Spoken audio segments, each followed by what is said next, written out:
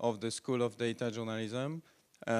This means also that you can come to other data journalism related workshops. For example, this afternoon we have 4 other workshops, including 2 very interesting sessions about getting data, collecting data using balloons and kites.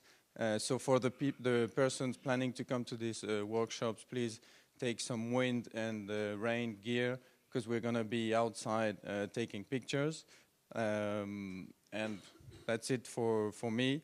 And I'll let Rina introduce the panel. Thank you very much. Hi, everyone. Thank you very much for gathering very early morning on Saturday. My name is Rina. I'm working for European Journalism Center together with Antoine. This session will focus on data, fact-finding, and breaking news. We will be looking at how we can use data for the breaking news coverage. Also, how can we use data to understand the spread of information. We will be also looking at how we can use user-generated contents. That's also part of the data, the crowdsourced data. And we have one of the speakers is coming from, well, he's a Syrian national, and we'll be looking at the data use, the data collection, what of the challenges, issues and challenges in the Arab region. I'd like to introduce the panelists. First of all, Craig. Who's sitting? Claire Whittle. She is a research fellow at the Tau Center at the Columbia University. And she is an expert. I mean, she's the expert in training the various media outlets on the verification of the user-generated contents. We also have Craig Silverman, who is the editor for the Regret the Error blog at the Poynter Institute. He also was the managing editor for one of the EJC published the handbook, verification handbook that we launched earlier this year. We also have Hamid Al-Mahmoud. Sorry about that. He's a researcher and a trainer at Arab Reporters for Investigative Journalism based in Amman. He's also working with the Organized Crime and Corruption Reporting Project as well. And we also have Steve Buttery, Digital Transformation Editor for Digital First Media. And finally, Farida Biss. She is a research fellow at the University of Sheffield, and she has extensive knowledge about and also the research background in the researching the spread of misinformation when the unexpected events happen. So maybe we can start with Craig. And talking about the sort of the trends and practices at the various newsrooms in regards to the use of data during the breaking news. Hey, good morning, everyone. So I'm going to walk through some of the tips and advice that I've gathered from a group of data journalists, as well as give you some access to additional resources to help you understand some of the ways when you actually get the data, how you verify it, how you check it, and when you start to use it, whether it's in visualizations or other things, how you ensure that that's being done in an accurate way. So I have some slides to run through here. If we can pull those up. There we go. Awesome. So I'm not, myself, I'm not a data journalist, but these are the folks that I spoke to. James Ball at The Guardian, Tasneem Raja at Mother Jones, and Sarah Cohen at The New York Times. So I've been talking to different data journalists, getting a sense of some of the best practices around how you check the data you have, how you verify it, how you ensure that what you've asked for is what you've gotten, and when you go to kind of use that data and visualize it and do other things with it, you're representing it in an accurate way. So here's kind of a summary of some of the best practices that seem to be emerging among data journalists when it comes to accuracy. And one point that I thought was really interesting was made by Sarah Cohen at the Times. She differentiated between records and statistics. records are kind of the original data. What's been collected, maybe it's from forms or a census or other ways of collecting data. Statistics is often that raw data that's already been processed in some way. And so for her and for the team that she leads at the New York Times, they want the records. They want the original data that hasn't already been processed and treated by entities, whether it's governments or others. So think about that when you've received something. Is this the raw material? Is there one or two steps back that you can go to actually get that raw data and not have had somebody already treating it? Because as with any process, particularly an editorial process or even a data process, the more hands that are on something, that can improve quality, but it can also introduce errors. So think about that difference between records and statistics. When you actually get the data, you want to interview it in a sense. And what this means is you need to look at what you have. And so with Sarah Cohen, one of the things she talked about is really looking at it and thinking about, so what did I ask for, what was I expecting, and have I actually received that? And so before you even get the data, you can think about what you think it's going to look like, how many rows and columns, if it's going to be in a spreadsheet, there should be, and what you've received, does that conform to what you expected? One of the other tips that's really helpful is if this is data that comes from, say, a form that people are filling out, a tax form or an online form, make sure that you've actually seen that original form, because then when you get the data, you can see, okay, do I have columns that match up to the various things in the form? And did the form have questions that couldn't really be represented well in a cell in a spreadsheet? So you should kind of have a sense of what you're looking to get. James Ball had a tip that obviously if people in in the agency or whoever's giving you the data, if they've gone in and they've been doing things to it, sometimes you can spot that by people introducing typos or things like that. There's also a question of what's not there. Are there blank rows or columns? Oftentimes spreadsheets will take dates that have been entered and will render those in some automated way, and it may actually not be the correct way. So pay attention particularly to dates and times. And then, as you're looking within it, are things consistent in the groupings? Does suddenly a column of numbers turn into a column of letters at some point? These are things that you want to look at. So you're really examining the data, you're seeing what's there, does it conform to what you want, but you're also kind of detecting whether maybe it's been manipulated. Not even in, for nefarious reasons, but just people putting their hands all over it. There's also the question of not only what's there and does it conform to what you wanted, but are there things missing that should be there? Did that original form that the data supposedly come from have 10 fields and you've only received 8? And why might that be the case? The last 2 points on this aspect is that originally you went looking for this data, or you asked for this data for a reason. So in terms of what you've received, is it actually going to answer that question, or does it give you what you wanted? So before you start diving in, you need to sort of think about, well, is this actually going to give us what we thought we were going to get? Last tip on that, which is kind of an evergreen thing when it comes to verification, is consult credible sources. So in this case, is there somebody, if it's from a government agency, is there somebody who works with this data every single day? And can you talk to them and ask them the questions that are cropping up as you're interviewing the data? Find people who you can consult, who you can share your questions, but also just kind of walk through things with. One of the things I often say is that verification is a team sport. So that includes colleagues if you're in a newsroom, that includes external experts. The more people with good knowledge that you can bring to bear on this, the better off you're going to be. So this was an interesting thing that, frankly, I didn't know until recently. Older versions of Microsoft Excel have limits on rows and columns that are relatively low. So for example, if the document you've received is an Excel 2003 document, it has a maximum of 256 columns. So if you receive the data and there are 256 columns, chances are there was actually more than that, and it just maxed out if it happens to be a 2003 file.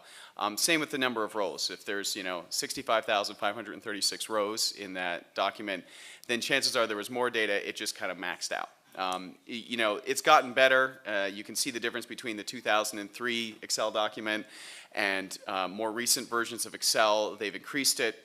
Just to note, Google Docs does have that same 256 column limit. So when you're working with these things, keep that in mind. It's apparently it's a running joke at the New York Times computer assisted reporting team that when they get a spreadsheet and it has 256 columns, everybody breaks out laughing. So so keep an eye on that, especially for those older versions of Excel. I want to know who at Microsoft decided we're going to stop at 1,048,000 or whatever instead of a million. Some product manager somewhere has driven data journalists crazy, so we can thank them for that, whoever they are. So you've if you've dug into the data, you've interviewed it, maybe you've cleaned it up a bit, you've consulted some experts, you have a sense of what you have there, you're getting a sense of whether it conforms to what you expected. And then from there, you want to actually see if the data makes sense. And so one of the things that James Ball at The Guardian does is if he's dealing with a certain type of data, so let's say it's economic data from a country, he's going to go out and he's going to get the gross domestic product for that country. He's going to go out and he's going to get really established figures from the most credible sources, and he's going to compare this particular data set to those unimpeachable figures. And this is a way to really get a sense of if you've been given accurate data. So when you're getting data of a certain type, think about what are the statistics or other data that's out there already from credible sources that you can kind of compare it to. And that's a good way to understand whether you're dealing with data that is really an outlier, something that doesn't conform at all to it. And that might be a sign of something really interesting, but oftentimes that's a sign that something has gone wrong with it, and you need to follow up on that.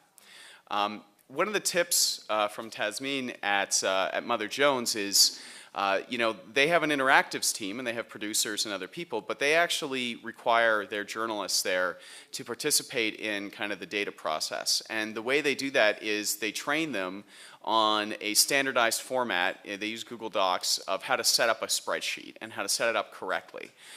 So one of the things you might want to think about if you're within an organization is, do we have a standard way that spreadsheets should look? And can we train as many people as possible to understand that? If you can spread these skills internally, then you can have more people who are able to look at that data and tell you, what might be a little bit off about it, or be able to take the raw data that come in and turn those into a more usable spreadsheet. So I quickly mentioned outliers, basically meaning you get this data and then you look at it and there's just some stuff that doesn't make sense, something that's way higher than it should be, way lower than it should be. And so the way that you can start to figure out if there's some stuff that's not making sense, or even just to get a better handle on what you have, is if, for example, you're using, you put the data in a Google Doc, it's very easy to generate charts and graphs and other kinds of quick visualizations from that. And indeed, you can upload an Excel spreadsheet to lots of different programs to do it. So one of the almost universal things that data journalists are doing is when they get the data and they clean it, they then start to visualize it in any possible way. Sarah Cohen at the Times talked about just as many possible charts and graphs as you can do, pie charts, line charts, bar graphs, And of course, that may not be the way you're going to end up representing the data if you're going to do something visual. But what that enables you to do is to see the data in lots of different ways and avoids getting what she called tunnel vision, where you're only seeing it in a certain way. And this helps you see if something really isn't making sense in it. So take it, visualize it quickly in lots of different methods. Again, Google has lots of easy ways to take a spreadsheet and turn it into different charts and graphs, and look at that and see if it's making sense. And again, James Ball has found that sometimes you may actually get data that seems very different than what you expected, and maybe that means there's something really unique about it, but oftentimes it unfortunately means probably something has gone wrong with the collection or them sending it to you. Last couple of points. When you are moving towards visualizing that data in some way, whether it's in an interactive or a static kind of graphic or way of displaying it, keep in mind that visual data and the visual representation of information, it's really powerful, and that's one of the reasons why we do it so much. But it oftentimes, as he says, it loses the ambiguity. So You know, he was talking about most people look at a graphic and very few read the small print at the bottom. So, you know, I'm going to quickly talk about disclosures, but understand that the visual part of it, the way our brains process information, that's going to communicate more than any kind of caveats and disclosures you put around it. So make sure that the visualization is accurately representing what you have. And so on that topic of kind of annotating it and putting disclosures, a lot of times you'll see a graphic and you'll see some fine print on the bottom, and it's important to put that there. One of the things that James Ball said is that it's also important, if it's accompanied by some text or video, to actually include in that main piece of content some of the disclosures and a little bit about the methods you use to collect that data, to clean it, and to represent it. It's really important to be transparent about that. One, because that's ethical, and two, because if you've made any mistakes, that actually helps people point them out to you, and then you can correct that.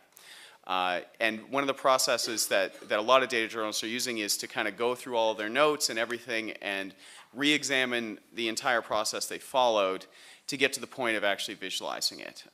And so there's typically two ways that people represent these kind of disclosures. One is attached to the content itself.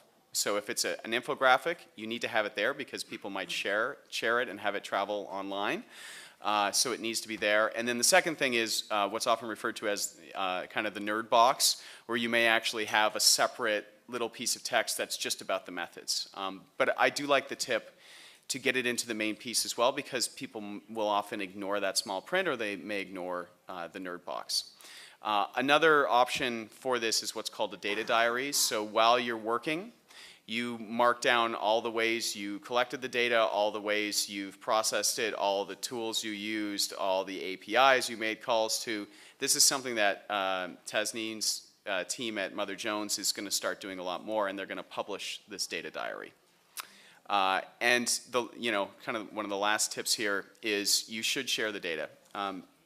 The Guardian is very good about this. A lot of times they put up the actual data sets they collect. And it helps people examine it. Other people may take it and do other things, which is great. And of course, people may look at it and say, hey, that's incomplete. And this is an actual example I was given. People say, that's incomplete, you're missing data, and here I have it. So why don't you put this in as well? And of course, it also helps people point out errors, which you can then correct.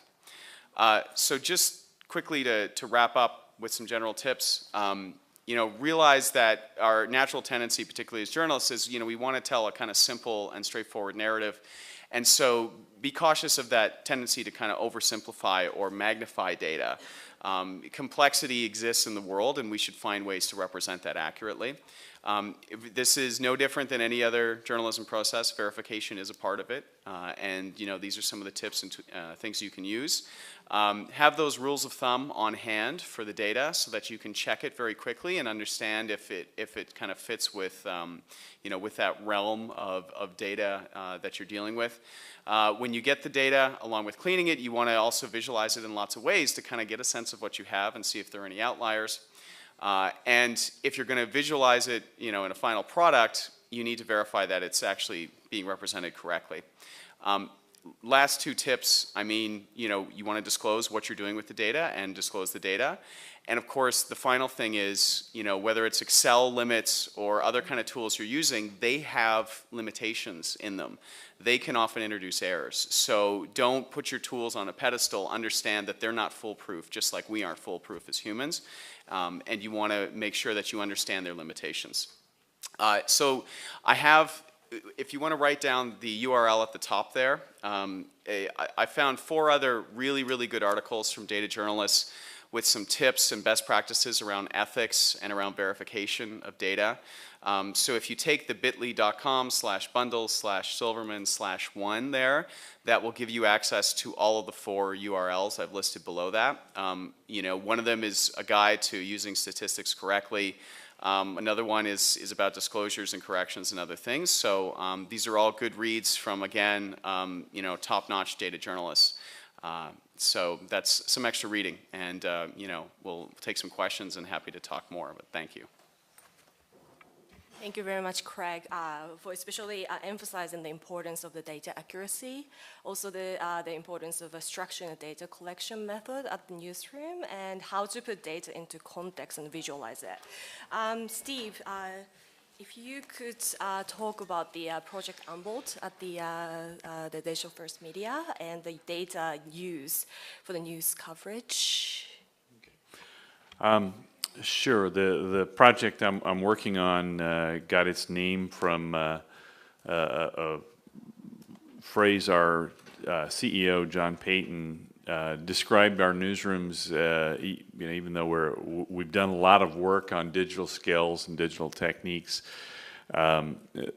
he said we were still essentially print newsrooms with digital operations bolted on, and so my challenge became to unbolt our newsrooms from the print workflows, and one of the ways we've done that is to try to increase our data skills and our communication among the journalists with data skills, and a big part of this, particularly in applying to breaking news, which is one of the things that we're examining here, is that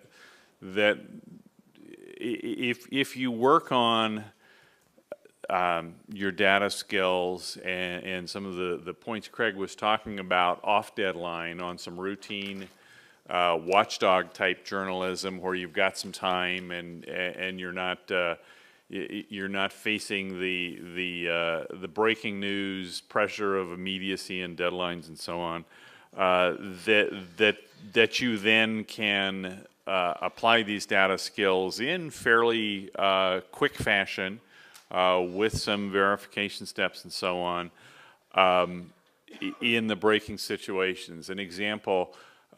We've got we had a data team. As you may know, our company is undergoing some changes, and I and others have been fired. So if anybody's got a good gig for a digital journalist, let me know. But our team in New York, when the Boston Marathon bombing happened, of course, we've got journalists that we sent into the field very quickly to do the interviews and try to find out what was happening and other suspects and tell the stories of people. But one of the things about the Boston Marathon is that it happens in Boston, but it's a national story, sometimes a worldwide story in terms of people coming from everywhere to compete. So it's a local story. We're a company of more than 70 newsrooms scattered coast to coast. And so one of the things our data team did very quickly was they got from the marathon the spreadsheet of participants, which actually included, as I recall, the times of those who had already finished, that when you crossed the finish line, your time was entered. And so we were very quickly able to share this information out to our 70-plus newsrooms around the country so that they could look in the spreadsheet and see, okay, is there someone from Boulder, Colorado, or Whittier, California, or the various different places where we have newsrooms who was running in the race, and when did they finish? You know, did they finish 2 minutes before the bomb? They were probably nearby. Can we, get in touch with them and do our local story? So that's not something that resulted in a data visualization. It's not something that resulted in data analysis that published in the newspaper. It's simply an interview with our local runner who had just finished minutes before the bomb.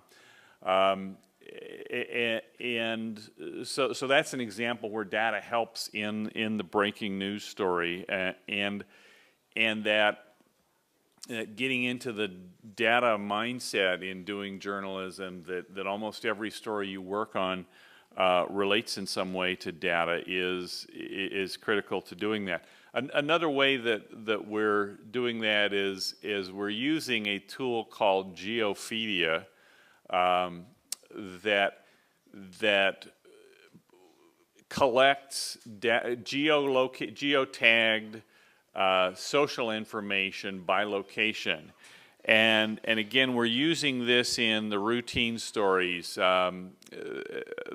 Buffy Andrews of our newsroom in York, Pennsylvania, would use it to gather all the tweets and Instagram photos and whatever from around a Penn State football game. You can actually set a polygon of the area where you want to pull in data, pull in this social content. And so she would do that for a Penn State football game, which isn't that big a deal unless you're a Penn State football fan. But that ability to use that tool has been very helpful in covering breaking stories like the Boston Marathon or Hurricane Sandy and the massacre at the Sandy Hook School in Newtown, Massachusetts, or Newtown, Connecticut, excuse me. When those things happened, these skills that Buffy developed in more routine coverage became critically helpful, that you can set a polygon around the finish line at the Boston Marathon, or you can look at different locations where Hurricane Sandy is hitting and find the social content that's being posted there. And that data is also helpful in verification too, that you know, in Hurricane Sandy, the picture of the shark swimming in the streets of New Jersey, that wasn't showing up because it wasn't geotagged for New Jersey. That was a Photoshop deal. Particularly in a disaster situation with Geophedia, you're getting a cluster of pictures of the same event from different sources that give some confirmation, you know, rather than a single picture that somebody might have done something, you know, something dishonest with. So those are some examples of where integrating data into your routine work in the newsroom pays critical dividends when the news breaks.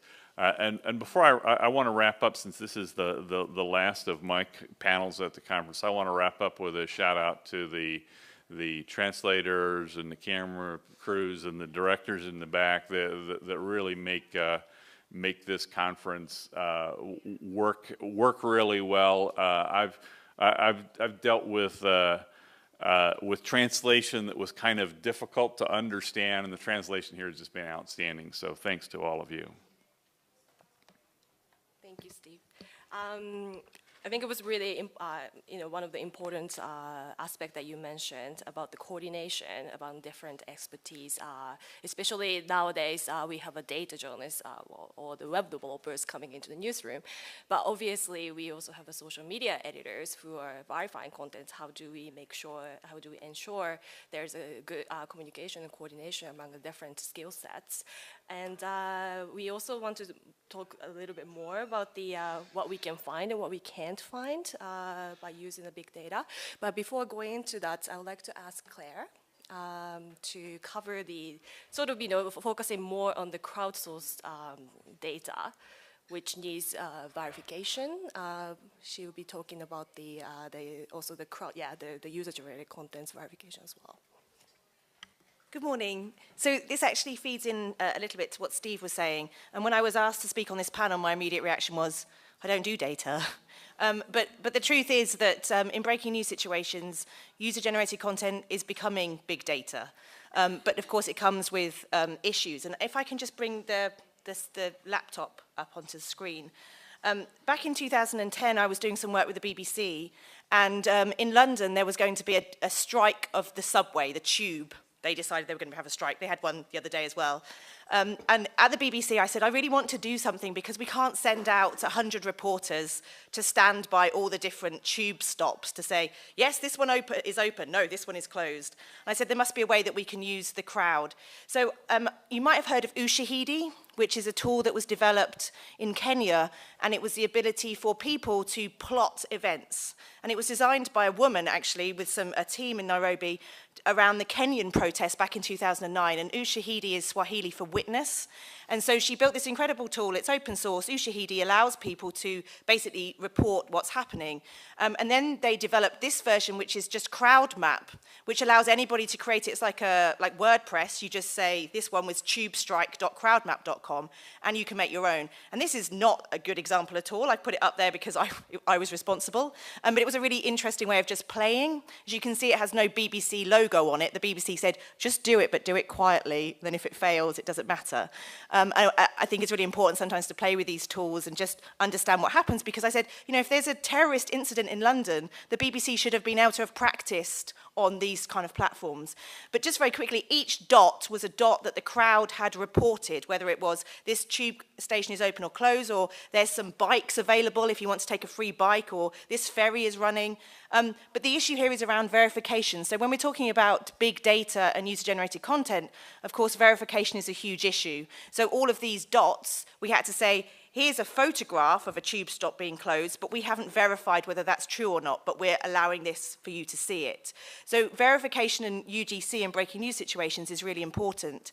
And I just want to quickly bring up this Google crisis map, because of course Google, interestingly, around crisis reporting, create incredible tools, whether it's people finding tools or these crisis maps. And Google isn't a journalism enterprise, but actually in these situations they do some incredible work.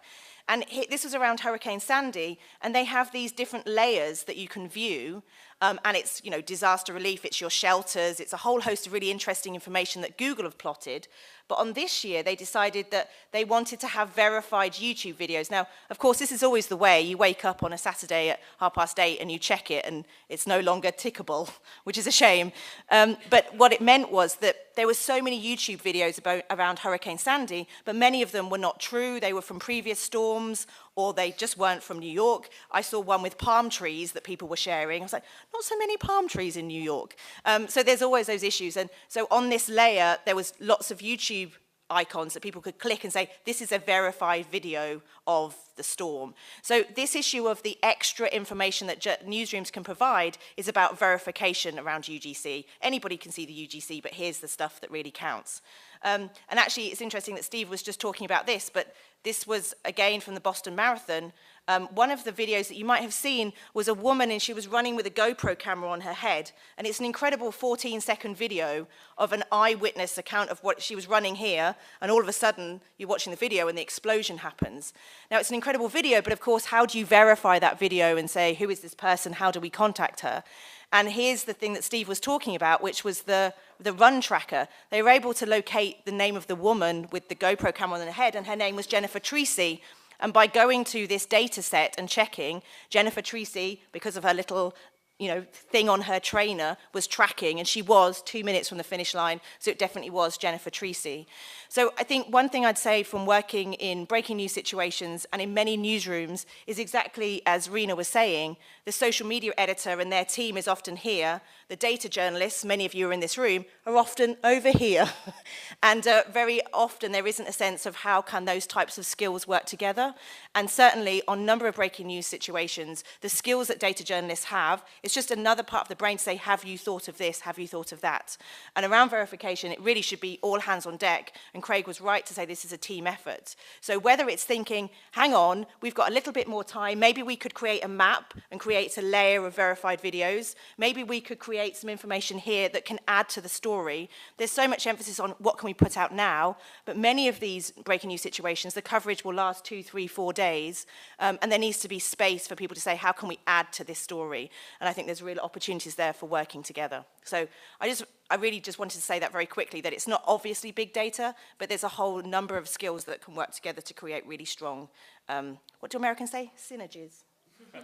Canadian, don't look at me. Sorry. I'll add something quickly if you're interested in using CrowdMap. My colleague Mandy Jenkins did a CrowdMap primer on her blog, which is zombiejournalism.com. And so if you just go to zombiejournalism.com and search for CrowdMap, you'll find her primer that's a pretty helpful how-to of how to use CrowdMap. And just very quickly, it was actually Mandy that inspired me to do this about the tube strike, because if you look at crowd maps, there are amazing ones around the world about women reporting harassment in Egypt and Cairo, really serious weather events, and I thought, I can't do one for middle-class Londoners not being able to get to work. But actually, Mandy did one about escalators that were broken in Washington, D.C., and I thought, actually, maybe we can practice on something that's not an earthquake or a hurricane. So I really would say it's worth practicing on the mundane, because one day it will be serious. Thank you, Claire. I also want to add to that, going back to the natural disaster, any kind of natural disaster, the man-made disasters, you can find the Ushahidi map, especially, and also the Google Crisis map. I recommend to check out the International Crisis Mapping Conference.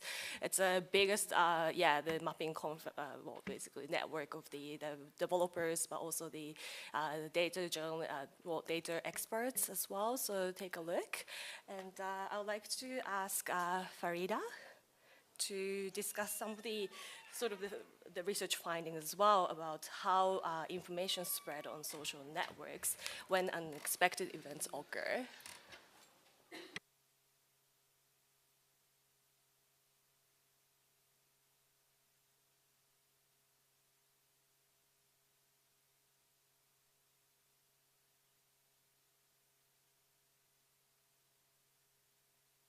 Okay, yes?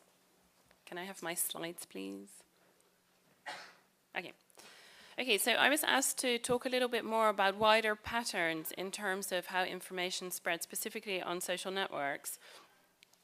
So one of the things that I do as a sort of extracurricular activity is I sit on the World Economic Forum Council, the Global Gender Council on social media, and one of the things that the council does, or the councils do every year, is they have a survey to figure out what do members of the World Economic Forum think are the kind of hot trends and topics for the year to come.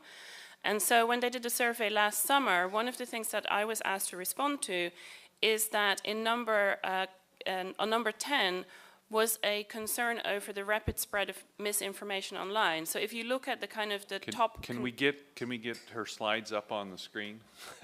They've disappeared again. There. Okay, thank you. Thank you, Steve.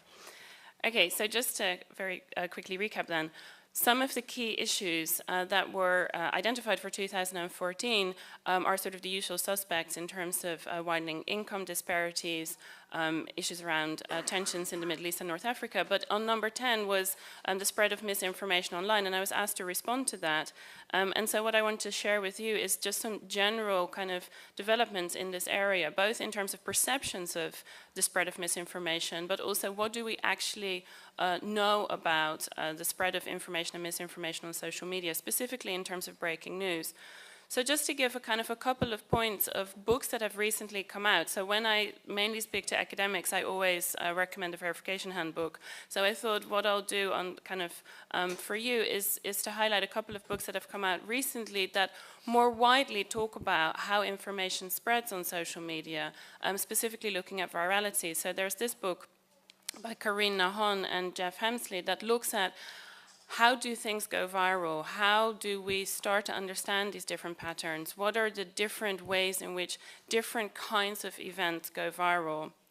And the other book that's come out also late last year is on memes. So there's kind of two aspects to how things spread online. One is really around virality, and one is a very specific piece of content, memes, where essentially users remix and play around with information. But I think in terms of breaking news, I think both wider patterns around virality and also specific kind of internet cultures around memes are really being mashed up with breaking news scenarios as well. And they're really useful to understand. So a kind of classic example is, of course, the famous tweet on the death of Osama bin Laden, the Keith Urban tweet. And Social Flow did some really nice network visualizations on how you can sort of see this spread through Twitter. So this is a quite contained piece of information that's read specifically through Twitter, and I want to sort of put a caveat on that.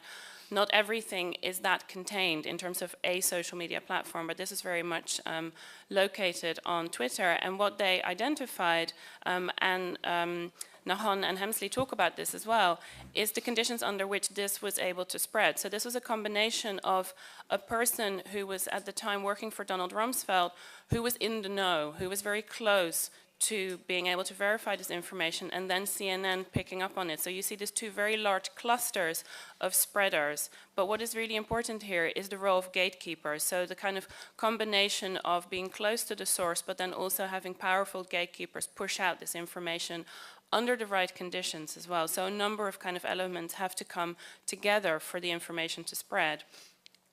And then some work that I was involved in 2011 with The Guardian was around the spread of information on Twitter during the riots, the summer riots in 2011.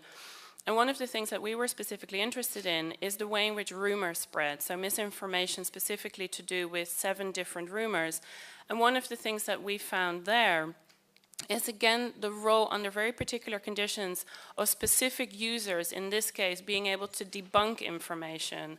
So this is not someone necessarily in the know, this is not a well-known journalist, this is an individual, unknown user, if you like, who uses logic to basically say, I don't think this thing can happen at the moment because of certain conditions, and people believed him. So he was, at that moment, in that context, a trusted source, and he was able to debunk that rumor, and that cascaded through the network. Now, one of the things that is, I think, relevant in relation to what Craig was saying earlier, in terms of what James Bull was talking about in terms of visualization, I was a little bit saddened that this didn't have a big fat nerd box with it to really explain where we collected the data, the limitations of that collection, and then I would say the steps, so the kind of the diary of how this visualization was built, because I think it's really, really important to take that on board and to be able to understand how we came to visualize this in this particular way. So I thought that was a really important point. Now, in terms of kind of virality, there's some really good work by a social analytics company called Face that talks about how does stuff spread. So this is, again, kind of industry insight, and not necessarily on breaking news, but they're talking about breaking news as well, but trying to understand what are the conditions under which certain types of online content spread. And I think we can learn a lot from different kind of virality aspects and different things having gone viral. And so what they've come up with is this kind of 3 key points that are important for understanding why things have gone viral. And of course, this is incredibly relevant to breaking news, and they talk about breaking news as well. So they talk about a trigger. So something has to kind of be of a certain type that triggers an emotional response, which then means that people want to spread, right? So there has to be that initial kind of aspect to it. And then validation, we've heard a lot about validation already. That the community starts to validate this. So the community that is interested in this piece of content validates that. And then the next level of kind of how things go viral, then it has to escalate. So these kind of 3 different steps, and again, they highlight gatekeepers as well. So in order for something to really be pushed out, who are the gatekeepers, who are the influencers? And so I think even though this isn't necessarily speaking specifically to breaking news, I think we can learn a lot from this industry insight as well. Already different platforms have been mentioned, Ushahidi, Geophidia, so I'll mention another one, Twitsident, where again we can use different tools to start mapping, in this case, breaking news situations of where does content come from, and where do those kind of clusters, and this was also mentioned already with the Boston bombings, clusters of early signals, right? So that we start to understand, so this is in relation to a festival in Belgium in 2011, a music festival where a large tent collapsed on the festival goers. And what you could see through this tool is that you get a very early cluster of Twitter users who are at the scene starting to tweet. And what you get very quickly with a lot of these events is the kind of assumption that very, very early on when the event breaks, the information is very good, and very quickly after that, the information starts to dilute and the signals become very, very hard to read. So this is a journalist talking in relation to Boston, that Twitter does its best work in the first 5 minutes after a disaster, and it's worse in the 12 hours after that. So this idea that the very, very early signals, the breaking point, are very useful, but then you kind of get this soup of information that is very hard to work your way through. So what he highlights is, the point is perhaps that Twitter, for a news gatherer, in my experience, has very often become the canary down the mine. It senses the gas leak first, mostly correctly, and then it dies. Right? And I think this is a really useful thing to kind of think about these signals, you know, the early signals, and then what is the kind of pattern after that. And I think we need to learn a lot more and understand a lot more. And I'm certainly very interested in what can we kind of figure out from these wider patterns. And so one of the things that's been mentioned already is images. And again, I'm very interested in how different types of images feature during breaking news situations. And so one of the things that I've done a little bit of work on is Hurricane Sandy.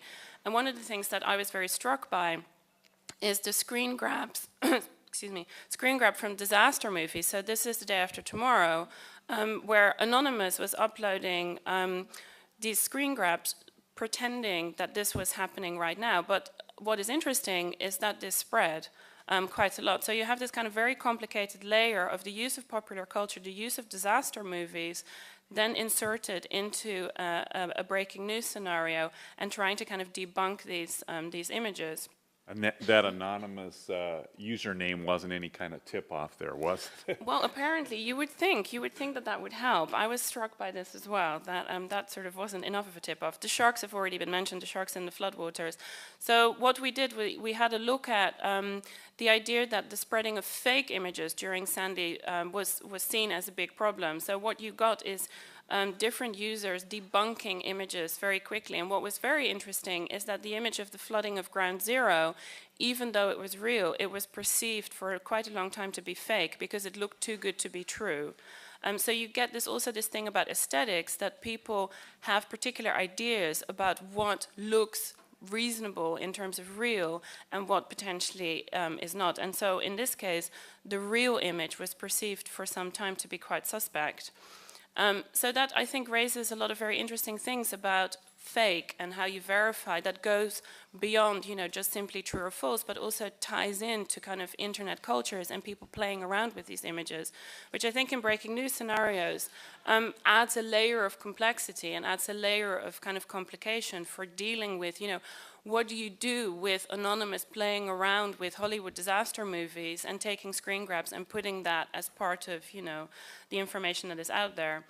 And then I guess the other thing about these early signals versus a wider global community, so the early signals of people who might be at the scene versus this very, very long tail and kind of explosion of information that happens in the aftermath. And then finally, just a very kind of quick thing about how do users perceive, you know, this kind of misinformation potentially online. And what was interesting is in the last Oxford Internet Survey, which they produce every 2 years, users actually put most faith in the internet, information in the internet and online. And so what is quite interesting is that people now seem to feel quite confident about their own skill set in terms of debunking information. And unfortunately, television, radio, and newspapers were seen as less trustworthy than online information. So I'll leave it there. Thank you. Thank you, Farida, especially covering the importance of understanding the social dynamics of the spread of information on social networks. And that will lead in, of course, to detect the signals at the early stage. And that will be another aspect that contributes to the disaster preparedness at the newsroom as well.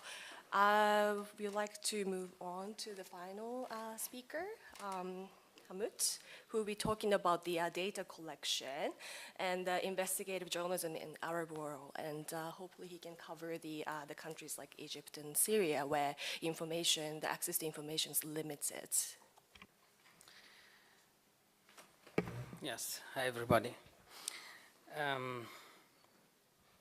Actually, I'm going to talk briefly about a project we are working on our region. I'm working with an organization called ARIJ, Arab Reporters for Investigative Journalism. Now we are running a project in cooperation with OCCRB, Organized Crime and Corruption Reporting Project. This project actually is about the collecting data in Arab world.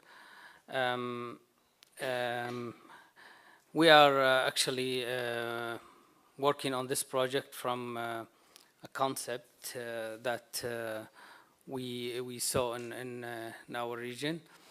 The concept is that there's maybe a controversial pace we can move from, which is the data and information is something very delicate and sensitive for the governments there. And at the same time, we saw that there are many open sources available in those Arab countries. Actually, we are covering about 18th Arab countries so far. When we saw this, those governments just started to aware about the dangers of making these data available, and they started from 2012 to close down some open sources and some open data because the Arab Spring and uprising in many Arab countries, and because of many Arab reporters started to learn how to investigate officials and their relatives and they following their assets. Actually, because of some training Arab reporters have got with ARIJ and with OCCRB and with other organizations, and we felt that there is an endangered threat against open data in our region. For example, Jordan, the link you see here is about the Jordan Company Control Department. Jordan was the first Arab country issued the law of Free Information Act, but it's still not good, effective or enforced. Jordan, when they saw some Arab reporters actually reported about some companies depending on these data here, and some reports especially about the Arab nationals from Tunis, from Syria, from Egypt. They are trying to do some business in Jordan and try to do some money laundering, and some Arab reporters reported about this. Actually, there was in Arabic options to search for companies by the nationality, which is here.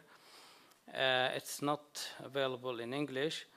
But when they saw that there are some Arab reporters, they are searching for officials from Yemen, for example, or Egypt. They are investing in Jordan because in Jordan they have a place for some kind of offshore companies. So the officials, they might hide their money there. So now we saw this option of searching by nationality is broken by the government. It's not available now. Actually, we have many signs that told us to try to work on this project. We found that we still have an open data available online and offline in many Arab countries.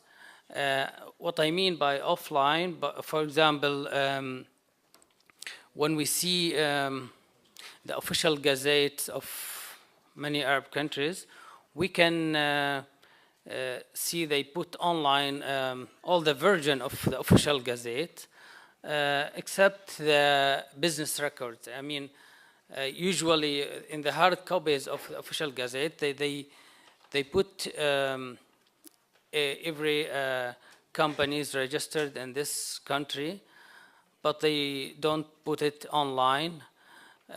So what we are doing now in those 18th Arab country we are working on is to try to collect these data, to scrape it, to download it, and to go to this data available offline by hard copies, and to buy an archive we start with 10 years, to scan it and index it and tag it and make it available for reporters, students, faculties to search, because we don't trust that Arab governments will be sustainable with opening the data. And we saw this example of Jordan, and also we saw many examples in our region. And when I saw actually just 1 or 2 months ago that British Virgin Islands started to work on some laws that punishing anyone who use the data or documents there in any kind of publishing or something. So it's more likely in our region to have such laws. Because of this, actually, we are working very fast on this project in Arab reporters to collect these data. And also, one of the concepts we are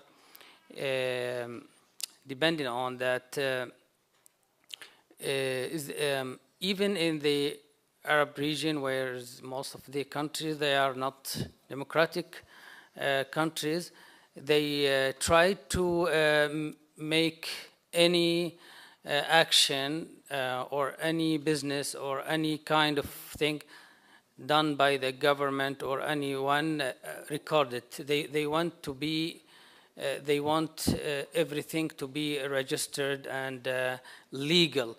For example, when you review the official gazettes of Syria and Egypt, you can see some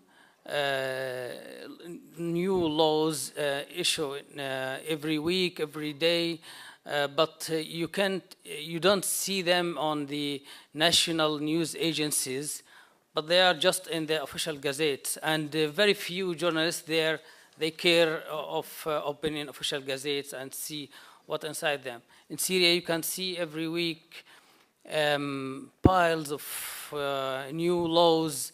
This article of the punishment law will be modified to be like this. They change some words. For you as a journalist, you don't understand what happened. But if you go to a lawyer or someone who is expert, they can tell you, for example, they did this because they intend to, for example, let the security intelligence or the army attack this area by this kind of weapons, and this will be legal to use this kind of weapon according to the, for example, the Syrian law or to the Egyptian law. And because of our reporters in the region started to aware of this and started to report about this, I know you have seen this,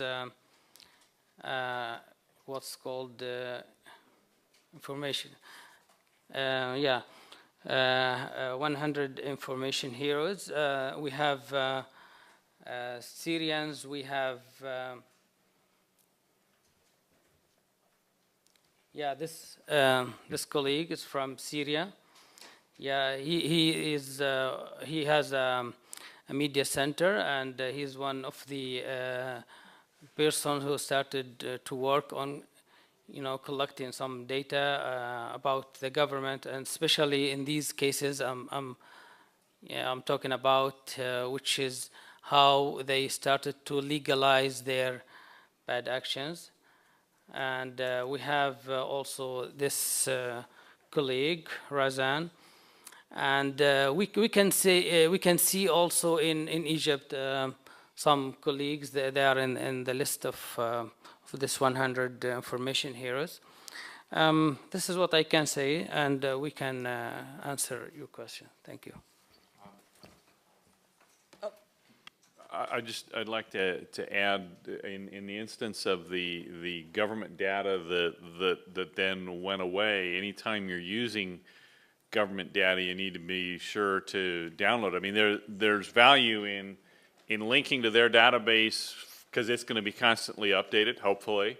But you want to make sure that you download it for exactly that reason, just the same as, you know, if you see a tweet that looks too good to be true, you need to do two things. First of all, verify it because it probably is too good to be true. But just in case it is, you want to grab a screen grab because they may take it down, you know, if you know, particularly if it's in a security kind of situation. So anytime you're dealing with government data that might be, whether it would be sensitive or not, make sure you download it so if they take theirs away, you can at least go with the data that you had, even if it's not going to be updated.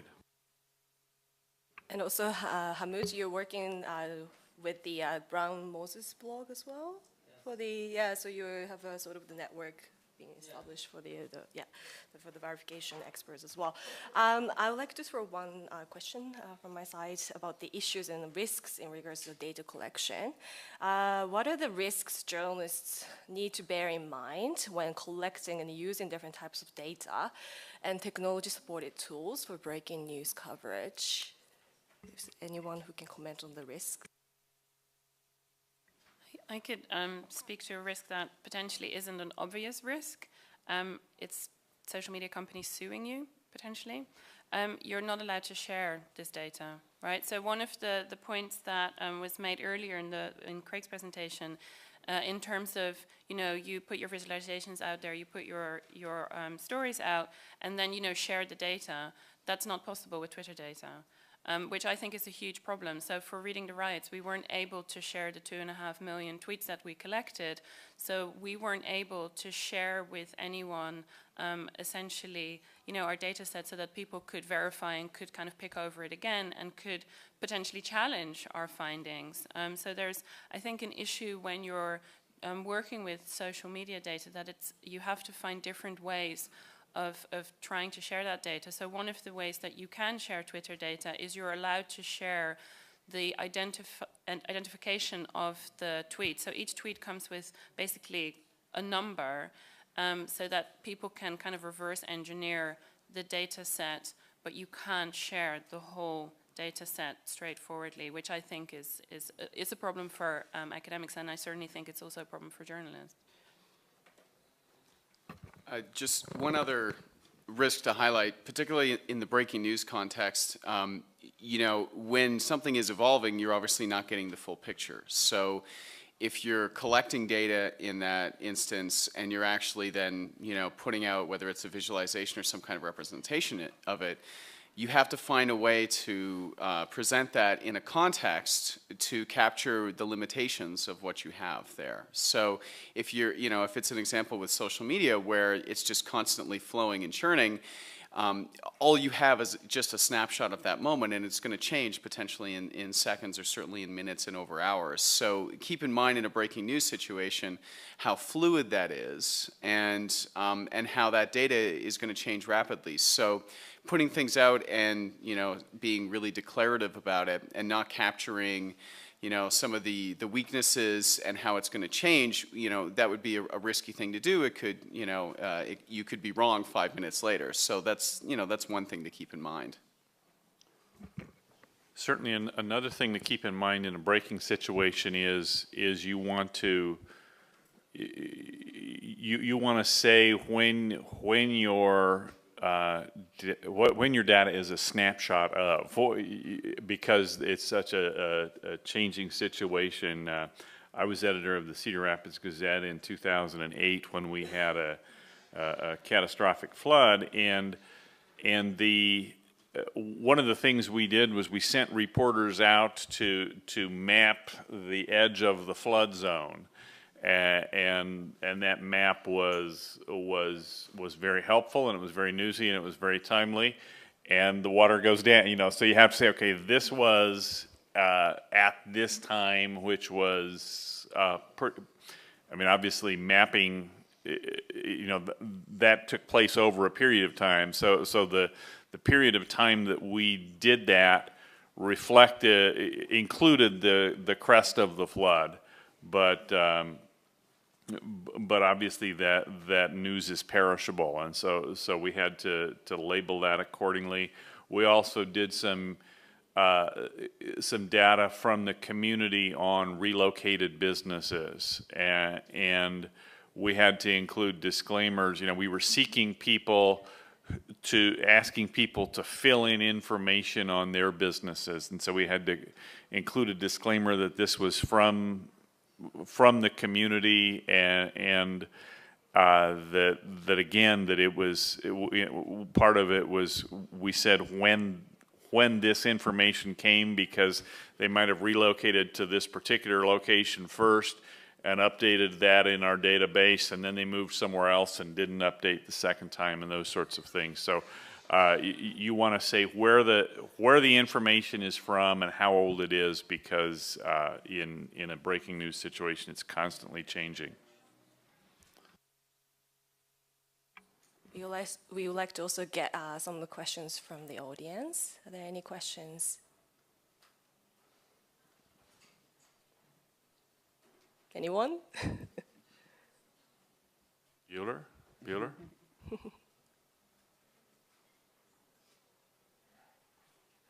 Well, another aspect I would like to talk about, ask you, the panelists here, is the digital security issue. If there is anyone who could cover that, maybe Hamid? The security? Let me show you quickly some photos from you know, Syria, as you see here, Syria, Iraq, Egypt, the most deadly nations for journalists. This is from the Committee to Protect Journalists, and I can show you some photos from Syria for the journalists died. These are our colleagues. And here you can see the citizen journalists from Syria. Some of them, they used to be official, I mean, well-known journalists, but they masked their heads to be unknown, and they use fake names. And we have a very brave ones who died. And this is my office last year. We actually we worked in an area considered, you know, as the most dangerous place for even for normal people, not only for journalists.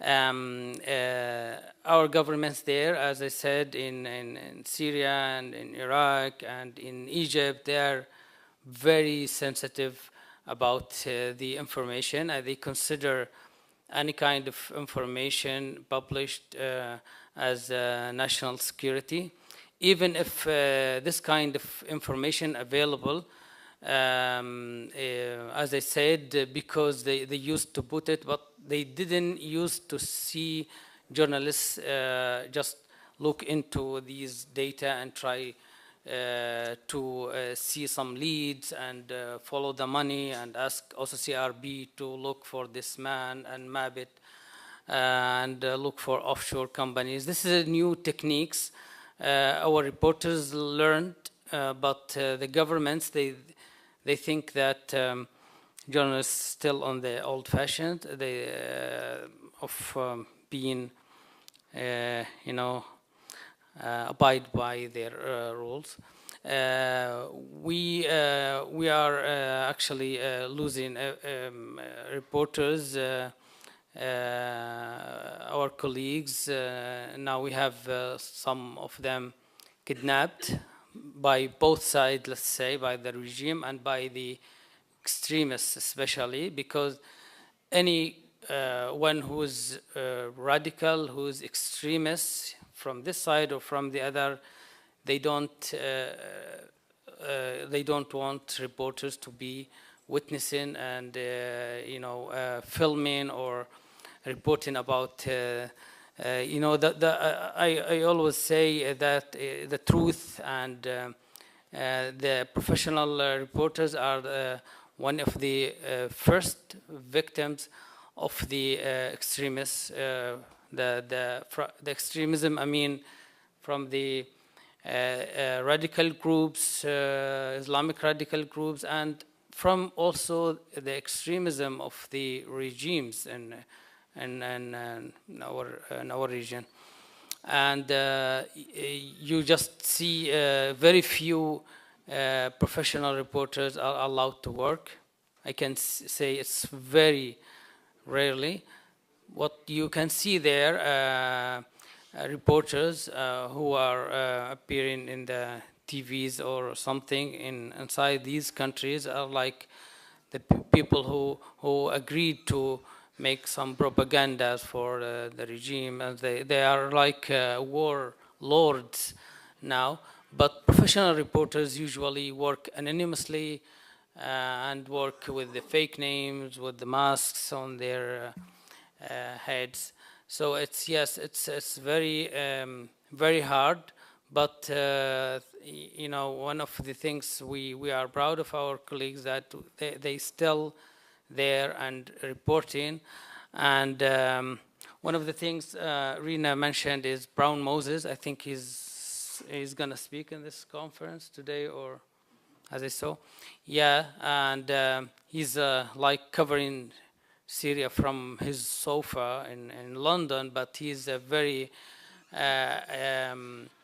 accurate, and he's depending on his own manual. Maybe he's going to talk about how to verify videos and things, and we have some cooperation between our reporters on the ground and his blog to verify some serial numbers, for example, for some armies, to follow it and to see who's the main dealers and moderators of this and something. And we have some connections. We're helping even professional journalists from other countries to work in Syria with those connections. Thank you. I would like to also ask about the sort of technical tools. You mentioned about the reporters as the main tool, but what sort of technical tools do we need for breaking news coverage? I mean, obviously the technology helps us to gather data, but do you have any idea on what sort of tools can help the journalists to be able to cover also find facts during the breaking news situation? Sorry, this links a little bit to security as well, because when you're in a breaking news situation and you want to verify information, location is one of the best things. And Steve talks about Geophedia, which is an incredible tool, but bear in mind, only about 4% of social media content is actively geolocated with a GPS, but that 4% can be incredibly useful. But also bear in mind that many people who are not citizen journalists, they're accidental journalists, have no idea how powerful their phone is and the types of information they're giving away. So if they're a bystander at the Boston Marathon, it's not quite as dangerous, but you see people in protests, you see people live streaming via Bambuser or something like that, and you can pinpoint the rooftop that they're on, and it's incredible that they're live streaming, mostly for us, but not necessarily recognizing that the danger that they're putting themselves in. So for journalists, we're always looking for things like EXIF data, we want geolocation, we want all of this data that's available, but there's such a fine line, depending on the story, in terms of people's security. So I think that's always worth bearing in mind when we're asking for content around breaking news situations, always to think about the safety of the uploader. And it might be being aware of geolocation, but it might be that they're just not aware of health and safety concerns. They're not necessarily aware of the dangers they're putting themselves in. They haven't had journalism training. So I think those things are really important to bear in mind. Does that mean also we need an ethical code? of journalism, for data journalism as well? Because the ethical implication here is very important. How can we make sure that there's a standard? Yeah, I mean, I think we had a good discussion about this yesterday about ethical codes, and I think it's not necessarily ethical codes for data journalists, ethical codes for social media editors. It's just recognizing those ethical concerns that have always impacted journalism, but we do need to recognize that things have changed because of the digital landscape, but we don't necessarily need new codes. We just need to, you know, think about what's really important. And a big part of this is just educating and making people think about the implications and not getting so excited about the technology and recognizing there are real dangers there. Some of those issues are addressed in the Online News Association's ethics code building blocks that Tom Kent's panel will be discussing, I think at 5 today. Unfortunately, I'm going to have to miss it. But ONE is addressing 40 different topics, and I think that all of these will be covered even if they don't get their own topic. Just to briefly add something to that, from the rumor visualization, one of the things linked to ethics is one of the things that can happen when you take social media data out of context, specifically with rumors, is what we did is essentially assume or at least present the data as if the people who were sharing this data were actively aware that they were spreading rumors.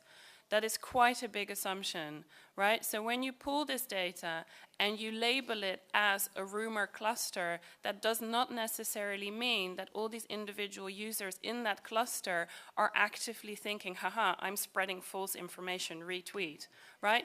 I have no idea what they were thinking. All I know is that they sort of ended up in my dragnet.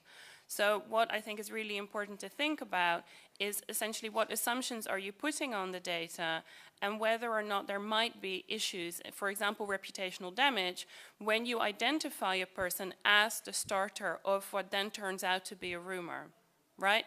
They may have simply come across some information that they potentially, without thinking, have retweeted, right? But then when it cascades in a particular way and you go back to that data, take it out of context, and then say, this is the person who started this whole thing, that, you know, needs, I really completely agree with Claire, that needs careful consideration. And what happened with the rumor visualization is some people celebrated that we had identified them, which I was very surprised about and somewhat concerned about, because then I thought, are we now contributing to potentially rumor mongering as a sport, right? You're giving people ideas, you start a rumor and you end up in The Guardian. But I think it sort of raises wider concerns about, are the people spreading this misinformation aware that they are doing that? And I think that's a very big assumption. And it's certainly the case that people, people using social media who aren't journalists aren't and shouldn't be bound by journalism ethics. You know, and this wasn't a breaking news situation, but the reality show producer who started the social media sensation with his supposed exchange of his tweets and exchange of notes and everything with a woman on the plane that was completely fictitious. You know, he's an entertainer. You know, he has no obligation to tell the truth. And you know, similarly, the people who were taking disaster film screen grabs and presenting that as something that happened during Hurricane Sandy, you know, they may be, you know, professional or amateur comedians. They're just having fun. And sometimes it's malicious fun, sometimes it's innocent fun, but they don't have an ethical obligation to verify facts and tell the truth. We do. I'll just add a little bit. There's a pretty big body of literature about kind of the psychology of rumor and why humans will transmit them or even invent them. And it goes with a lot of what's being said, in the sense that, you know, a lot of times people who are passing on rumors are doing it with the best of intentions. It's kind of a natural human tendency, particularly in crisis situations and in breaking news situations, where there's so much we don't understand, so much that is unknown. In situations of uncertainty, we try to make sense of things, and we try to make sense of things together because we're social beings. And so part of that sense-making process, we try to grab onto things that seem like they may be true. And when something seems like an urgent piece of information, our tendency is to share that because we think we're helping people. So when we see a photo of something that's really incredible, the act of hitting retweet on it is actually kind of a very human tendency. Look at this. I don't really understand what's going on, but this is a really interesting and fascinating thing. And so I think, I don't know that there's been a lot of data on this, but I think in most cases it's actually a very natural human tendency to pass this information on. It comes from usually a good motivation, just a natural thing that occurs. Some people are trying to kind of throw a monkey wrench in the system, but there is something that's very basic and human about rumors and misinformation, and that's why it's such a difficult problem. But particularly in breaking news and crisis situations, you see these human tendencies coming to the forefront, and we have to keep that in mind when we're doing our work.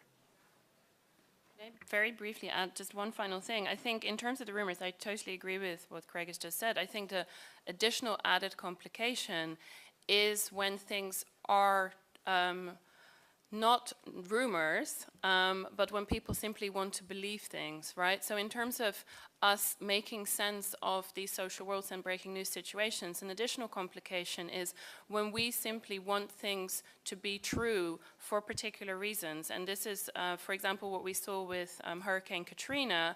People wanted to believe the worst about the victims of this storm, which then led to all sorts of misinformation. And so I think an additional kind of complication to this is what we kind of believe from a particular cultural perspective about different groups of people, right? Which doesn't necessarily have anything to do with fact, but we want certain things to be true. And we also saw this with the riots.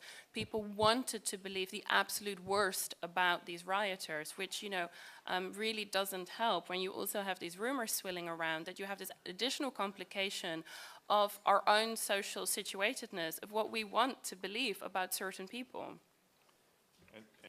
And that can go both ways too. There was several years ago in the United States a rescue operation from 12 coal miners who were trapped, and the governor of West Virginia announced late at night. It was on right at the deadline for East Coast morning newspapers that there'd been this miracle rescue of the 12 miners, and so it wasn't a social media thing. It was the front page, miracle rescue, because everybody wanted to believe that. What a great story! These guys were all rescued, and one of them was rescued. 11 of them died. And it's the governor of West Virginia. You should be able to believe that official source. Well, he wanted to believe the best, and journalists weren't asking, how do you know that? They just rushed with the news. And we need to always ask whether we're looking at as Craig said, an outlier in a data set. Okay, how do you know that? Let's ask some more questions of that data, or let's ask some more questions of the governor. Last thing I want to add, sometimes as in our region, I can give you an example from Syria and Egypt. The governments sometimes they want to distort the truth by spreading fake photos or videos. They do this on purpose, and this has happened in Syria and Egypt many times.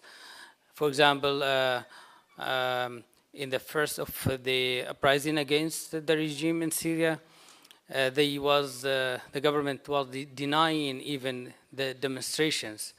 So they spreaded some videos about people demonstrating and cut it on, for example, on this time, and put it on YouTube, and the channels, TVs take it and publish it. Then after a few hours, they posted the full size of the video that those people was playing like games, and they are not serious. And they did the same for the chemical attacks before it happened. People, I don't know if we still can see this. Yeah, this is, I don't know, we can, in this language, but in Arabic they say this is the fake of the chemical weapon videos in Syria. The kids just stand up after they have died of chemical weapons. They spread it, this video, before the chemical weapon attack happened, and some government, some TVs, they took it like one of the evidences of the chemical weapon attack. And then a few days later, they published the full-size video that those kids are, just acting. It's not a real chemical attack, but in fact, they do. Few days later, they do a real chemical weapon attack, but they put in the mind of people that there's some fake videos just spreading about chemical weapons. This has happened also in Egypt. In Egypt, after the last, in Rabaa Square last year, the propaganda media in Egypt started to talk. The governmental state TV started to talk about hundreds of fake death of people from the Morsi supporters who died by the police shot, and they spread some videos and photos about it. But when this happened, really, they started to use it. We told you just a few days ago they are going to manipulate the fact and spread some videos. It's not true. This is something we can maybe later talk about. Yeah, and also I think what you mentioned, it happens a lot also in the countries like, Rwanda, where the polarized country. Also the Venezuela, we've seen several governments, manipulating and then spreading the rumors and the hoaxes. I think the time is up. I'd like to thank all the panelists as well as the audience who are joining today. For those who missed out the verification handbook, please get a copy. It's a free handbook. So just visit verificationhandbook.com, and we will be having a lot of other language versions as well. So make sure you grab a copy. Thank you.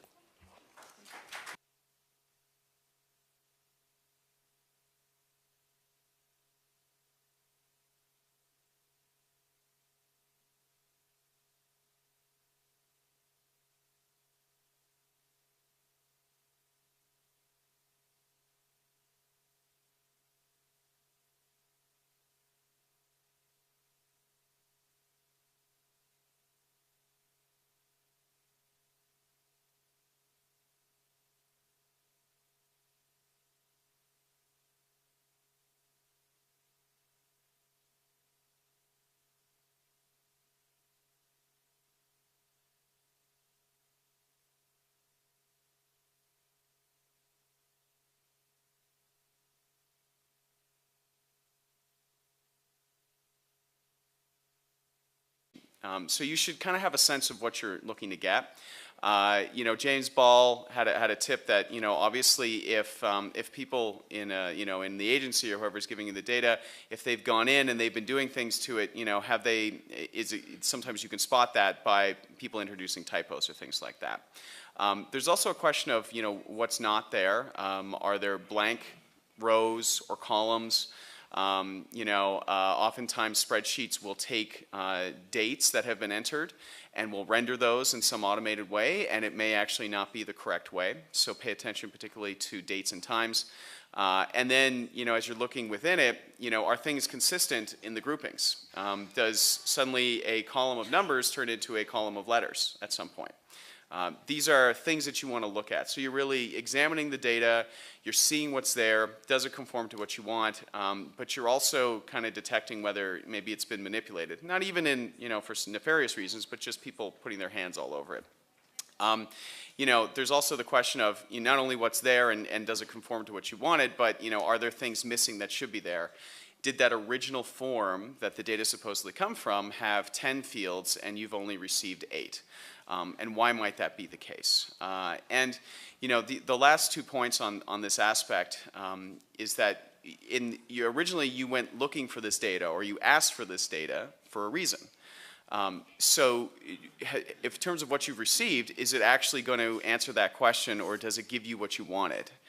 So before you start diving in, you need to sort of think about, well, is this actually going to give us what we thought we were going to get?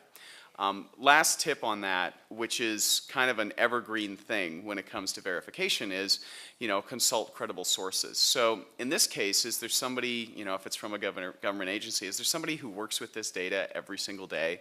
And can you talk to them and ask them the questions that are cropping up as you're interviewing the data? Find people who you can consult, who you can share your questions, but also just kind of walk through things with. One of the things I often say is that verification is a team sport. So that includes colleagues if you're in a newsroom, and when you go to kind of use that data and visualize it and do other things with it, you're representing it in an accurate way. So here's kind of a summary of some of the best practices that seem to be emerging among data journalists when it comes to accuracy. And one point that I thought was really interesting was made by Sarah Cohen at the Times. She differentiated between records and statistics. Records are kind of the original data. What's been collected, maybe it's from forms or a census or other ways of collecting data. Statistics is often that raw data that's already been processed in some way. And so for her and for the team that she leads at the New York Times, they want the records. They want the original data that hasn't already been processed and treated by entities, whether it's governments or others. So think about that when you've received something.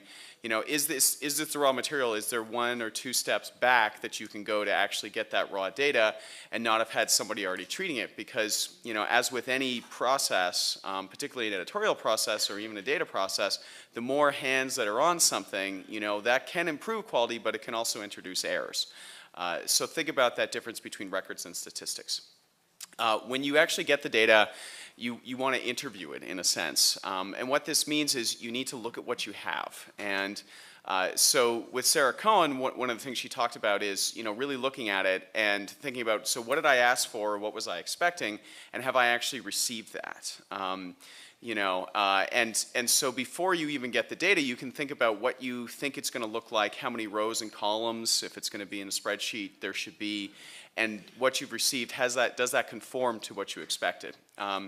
One of the other tips that's really helpful is if this is data that comes from, say, a form that people are filling out, a tax form or an online form, make sure that you've actually seen that original form, because then when you get the data, you can see, okay, do I have columns that match up to the various things in the form? And did the form have questions that couldn't really be represented well in a cell in a spreadsheet? Of the School of Data Journalism.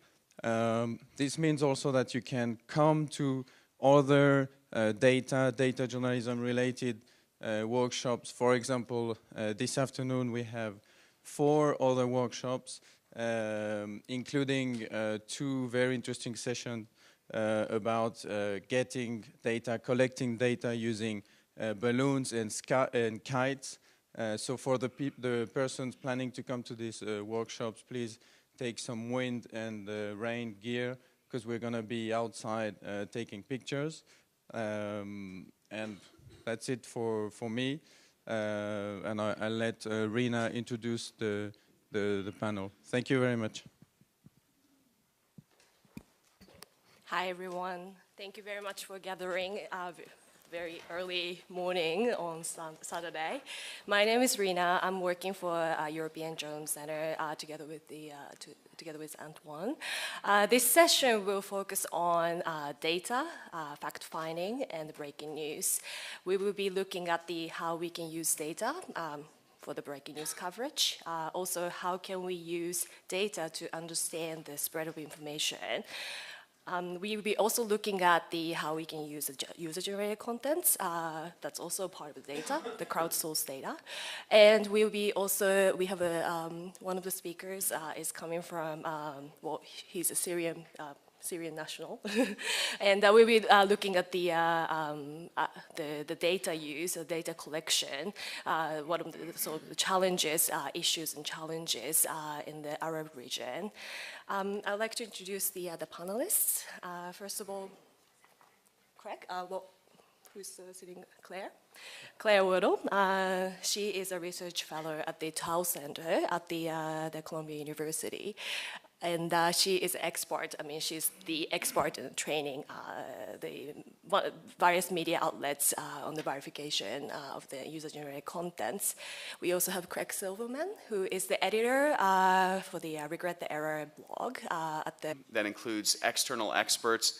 The more people with good knowledge that you can bring to bear on this, the better off you're going to be. So this was an interesting thing that, frankly, I didn't know until recently. Older versions of Microsoft Excel have limits on rows and columns that are relatively low. So, for example, if the document you've received is an Excel 2003 document, it has a maximum of 256 columns. So, if you receive the data and there are 256 columns, chances are there was actually more than that and it just maxed out if it happens to be a 2003 file. Same with the number of rows. If there's 65,536 rows in that document, then chances are there was more data, it just kind of maxed out. It's gotten better. You can see the difference between the 2003 Excel document and more recent versions of Excel. They've increased it. Just to note, Google Docs does have that same 256 column limit. So when you're working with these things, keep that in mind.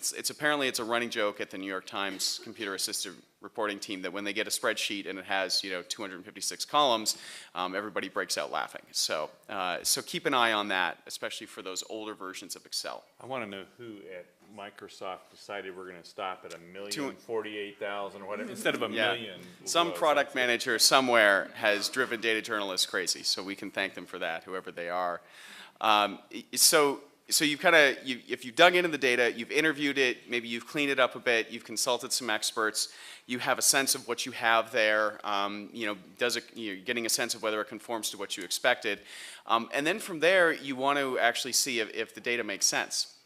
And so one of the things that James Ball at The Guardian does is if he's dealing with a certain type of data, so let's say it's economic data from a country, he's going to go out and he's going to get the gross domestic product for that country. He's going to go out and he's going to get really established figures from the most credible sources, and he's going to compare this particular data set to those unimpeachable figures.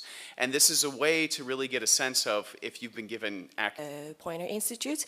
He also was a managing editor for one of the EGSC published the handbook, verification handbook that we launched earlier this year. We also have Hamut Al-Mahmoud. Sorry about that. He's a researcher and a trainer at Arab Reporters for Investigative Journalism based in Amman. He's also working with the Organized Crime and the Corruption Reporting Project as well. And we also have Steve Buttery, Digital Transformation Editor for Digital First Media. And finally, Farida Biss. She is a research fellow at the University of Sheffield, and she has extensive knowledge about and also the research background in the researching the spread of misinformation when the unexpected events happen. So maybe we can start with Craig. And talking about the sort of the trends and practices at the various newsrooms in regards to the use of data during the breaking news. Hey, good morning, everyone. So I'm going to walk through some of the tips and advice that I've gathered from a group of data journalists, as well as give you some access to additional resources to help you understand some of the ways when you actually get the data, how you verify it, how you check it, and when you start to use it, whether it's in visualizations or other things, how you ensure that that's being done in an accurate way. So, so I have some slides to run through here. If we can pull those up. There we go. Awesome. So I'm not, myself, I'm not a data journalist, but these are the folks that I spoke to. James Ball at The Guardian, Tasneem Raja at Mother Jones, and Sarah Cohen at The New York Times. So I've been talking to different data journalists, getting a sense of some of the best practices around how you check the data you have, how you verify it, how you ensure that what you've asked for is what you've gotten,